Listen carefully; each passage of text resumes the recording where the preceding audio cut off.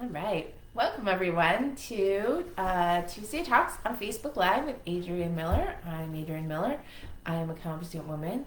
I am the president and CEO of Women for Sobriety, and I'm here to talk to you today about medication-assisted treatment. This is an area that I'm quite passionate about, so be prepared for Adrienne to nerd out a little bit. I'll try to keep an eye on the comment box if you have questions.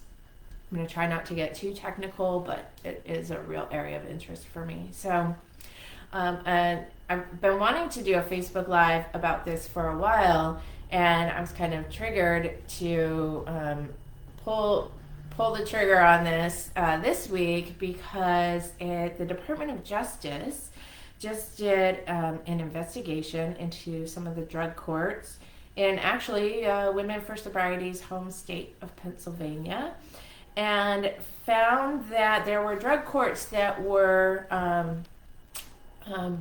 making their participants transition off of medication-assisted treatment in order to graduate from drug court. And the Department of Justice found this to be a violation of the Americans with Disability Act, which I greatly applaud them for that. Medications that assist with treatment can be really, really important, an important adjunct to other recovery efforts. It's just a total lifesaver.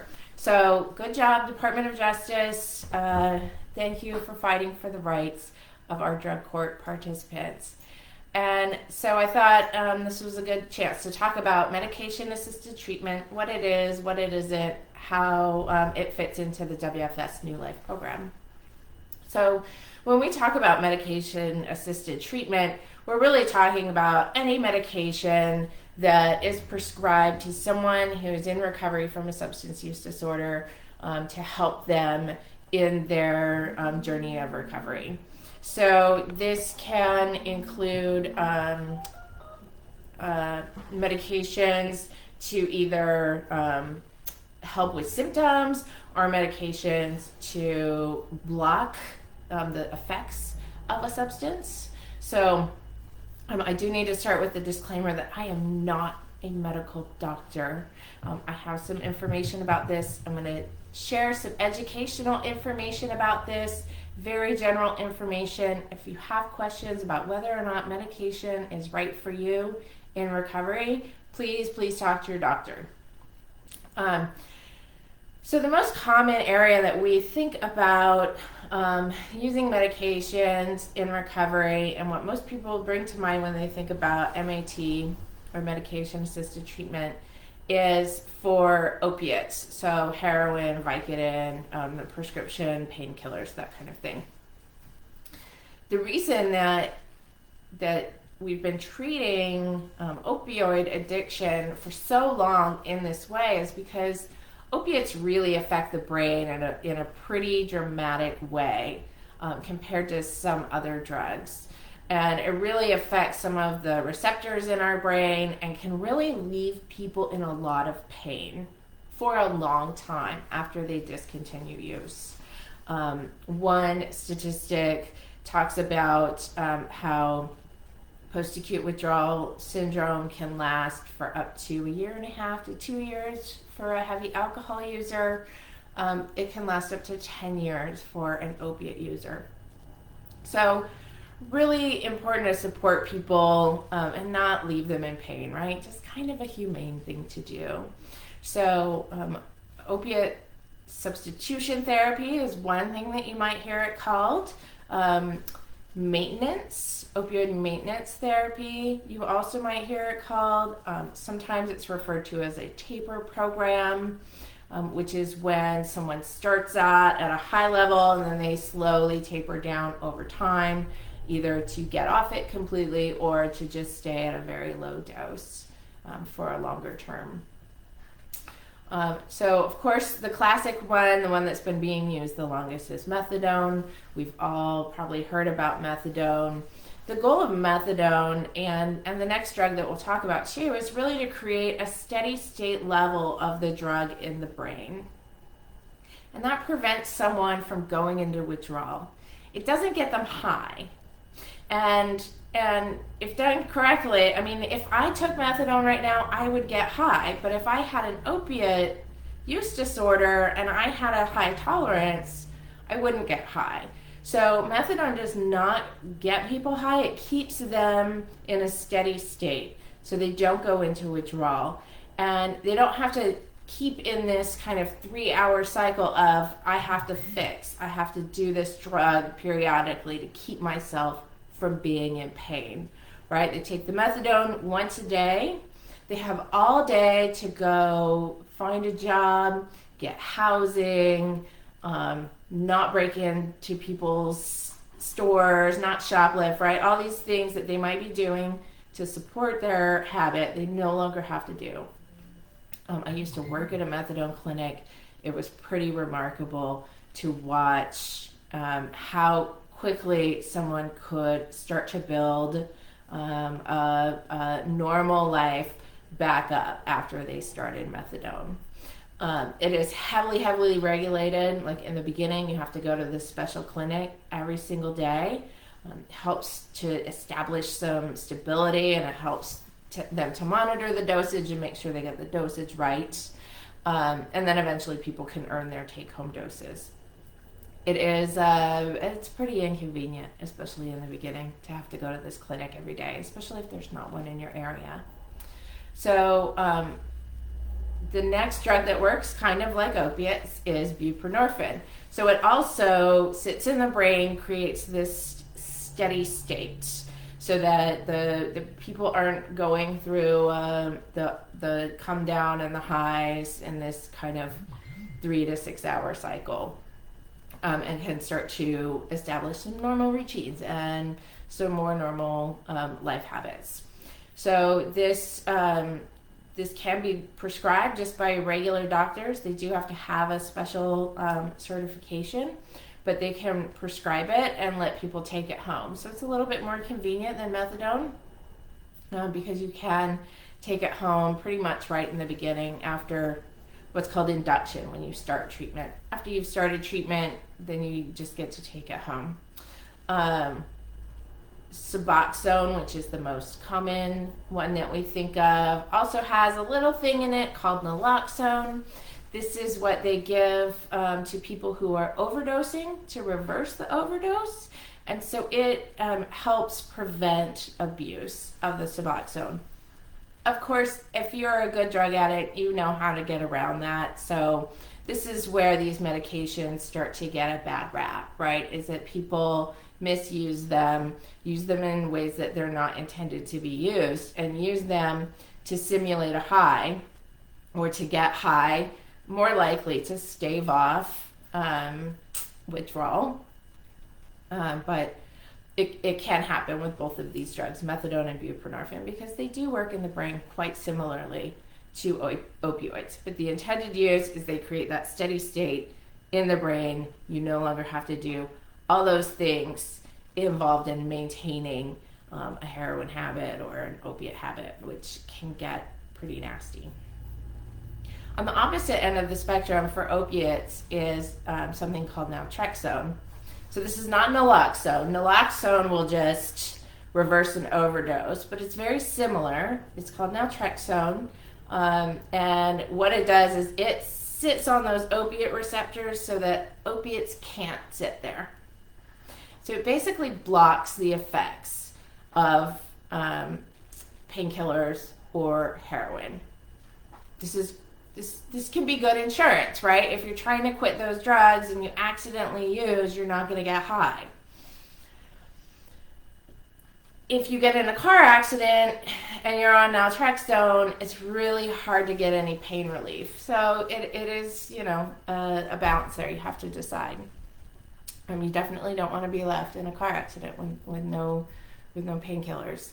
So it is a pretty it involves, you need to have a lot of commitment to your sobriety in order to take that. There is an extended release version called Vivitrol. You get injected once a month, and you can't get high for that entire month using opiates. Um, Another challenge is that sometimes people will try to overcome that and they'll overdose.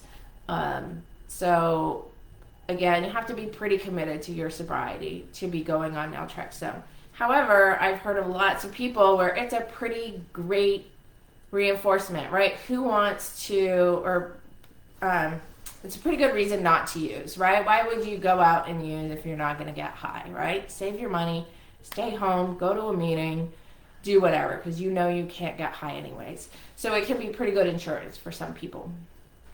So that's the big three for opiates. Alcohol also has 3 approved medications in the U.S.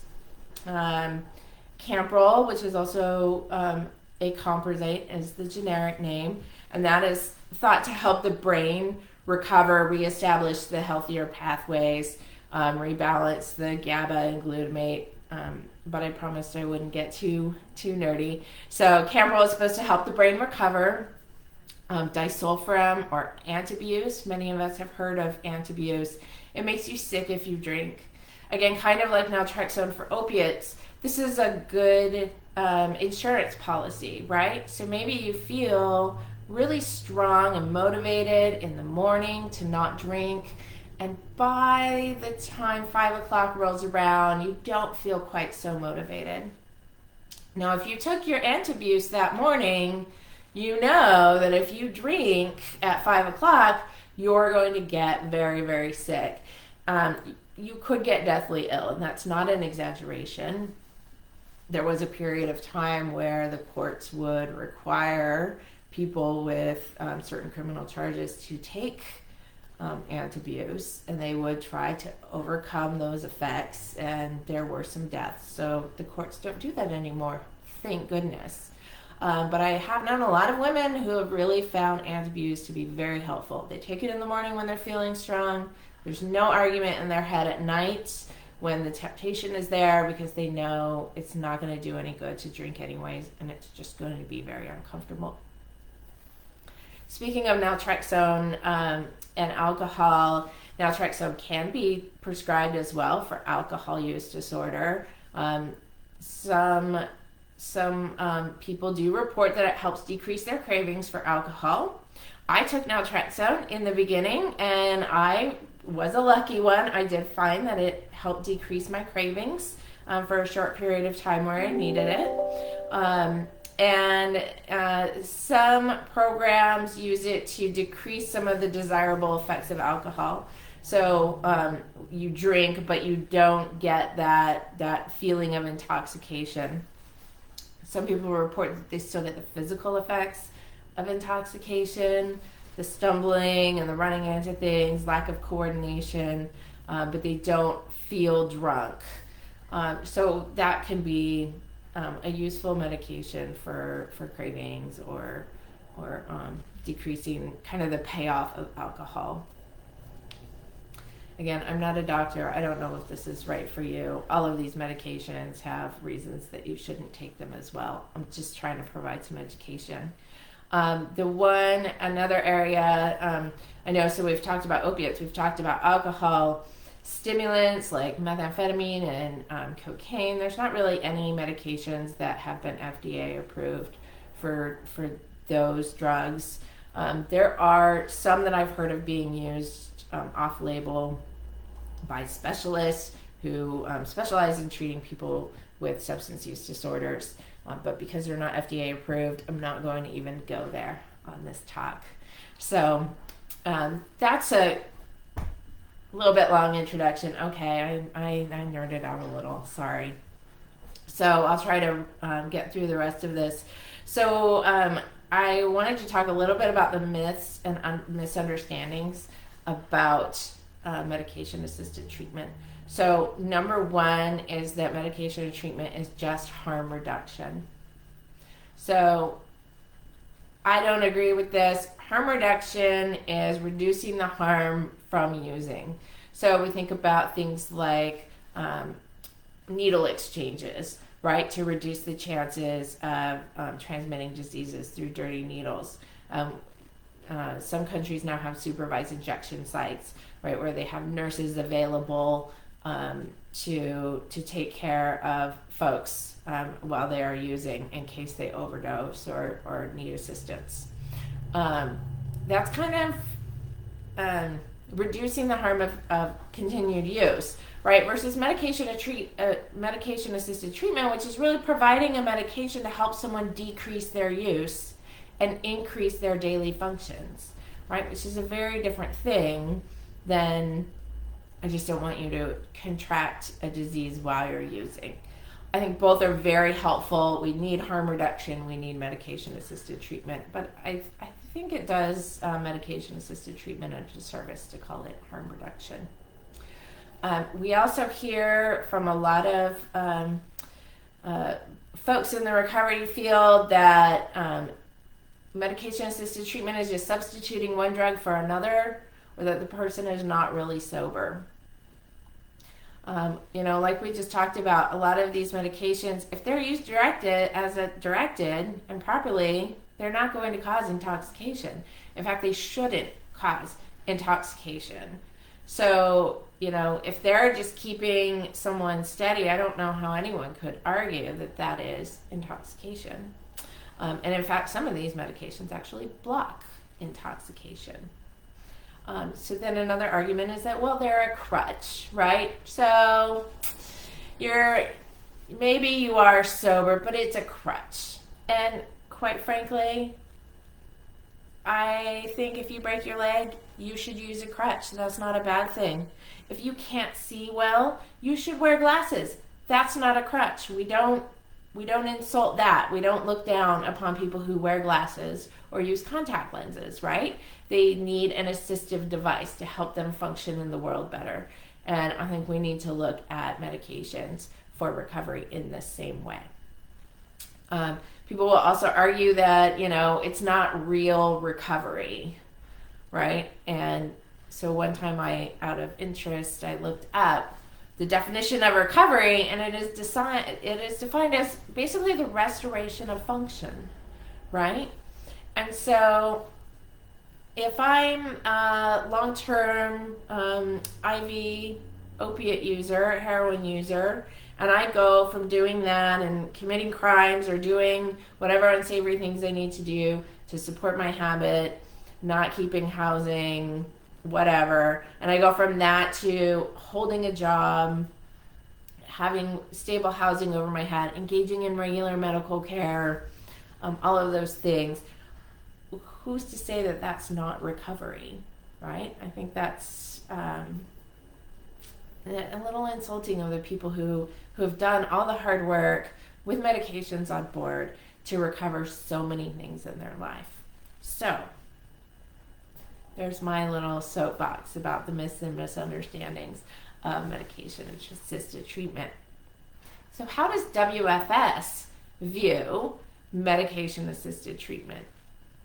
And I know that this is a big question, especially for our facilitators who might want to know. If somebody shows up to a meeting and they're under the influence of these medications, do they meet the sobriety requirement, right? Because our meetings do have a sobriety requirement. We ask you not to come while under the influence of a medication. Now, we have in recent years updated our group guidelines or our group agreement to say excluding appropriately prescribed medications, right? Because, like I said, if you're on methadone or if you're on Suboxone, you're not intoxicated, right? If you're using it correctly and it's prescribed appropriately, you're not intoxicated. You can be a fully functioning member of the group. So I think one of WFS's core values, or one of the ways that we really try to encourage behavior change and recovery, is letting the body help, right? Is this phrase that's been used in our brochures in the past. I'm not sure if it got in the most recent brochure, but letting the body help, right? And Jean Kirkpatrick talked a lot about coffee and sugar and eating right and sleep and exercise, and she was very into supplements. And so if we're letting the body help, why not let medications help the body help us? One of our other core principles is changing our thinking, right? That's a key to what WFS is. Most of the statements are designed around changing our thinking so we can change our life. These medications are not going to do that for us. What they might do is help keep our brain out of pain long enough that we can focus on changing our thinking and retraining our thought patterns. So it's not gonna do the whole thing. It might help, but it's not gonna help that much, right? We still have to do the work. So WFS would not think that you can just go on methadone and be recovered. If that works for you, great. If you want to come to WFS meetings, we're going to tell you still have a little bit of work to do on your thinking to really get your full new life that you want. Our statement 8 tells us that the fundamental object of life is emotional and spiritual growth, right? And so we do believe that abstinence provides the most fertile ground for growth.